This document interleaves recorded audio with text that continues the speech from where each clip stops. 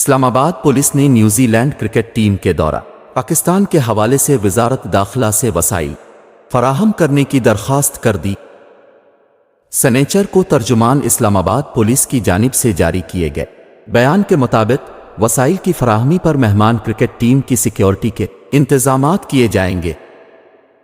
New Zealand cricket team 5 T20 international اور 5 one day international matches کے لیے پاکستان کے دورے پر آ رہی ہے۔ 14 اپریل کے دوران 3 T20 میچز لاہور میں کھیلے جائیں گے، جبکہ آخری 2 میچز 20 اور 24 اپریل کو راولپنڈی میں کھیلے جائیں گے۔ ون ڈے سیریز کا آغاز 27 اپریل کو راولپنڈی میں ہوگا، جہاں 29 اپریل کو دوسرا میچ بھی کھیلا جائے گا۔ باقی تینوں میچز 3، 5 اور 7 مئی کو کراچی میں کھیلے جائیں گے۔ پاکستان کرکٹ بورڈ (PCB) نے چند روز قبل نیوزی لینڈ کے خلاف شروع ہونے والی T20 اور ون ڈے ہوم سیریز کے لیے سکواڈ کا اعلان کیا تھا۔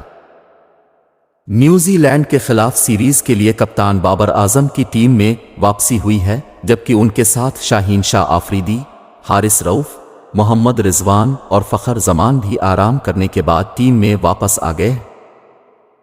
T20 سکواڈ میں افغانستان کے خلاف ڈیبیو کرنے والے طیب طاہر اور wicket keeper batsman Azam Khan کو ٹیم سے ڈراپ کر دیا گیا ہے۔ تاہم آل راؤنڈر عماد وسیم T20 سکواڈ میں اپنی جگہ برقرار رکھنے میں کامیاب رہے۔ افغانستان کے خلاف گزشتہ ماہ ڈیبیو کرنے والے زمان خان اور سائم ایوب کو T20 جبکہ فاسٹ بولر احسان اللہ کو T20 اور ون ڈے دونوں کے سکواڈ میں شامل کیا گیا ہے۔ محمد وسیم اور عبداللہ شفیق T20 کے بجائے صرف ون ڈے سکواڈ کا حصہ ہے۔ ون ڈے کے سکواڈ میں سلمان علی آغا، سہیل اور امام الحق بھی شامل ہیں۔ بڑھئے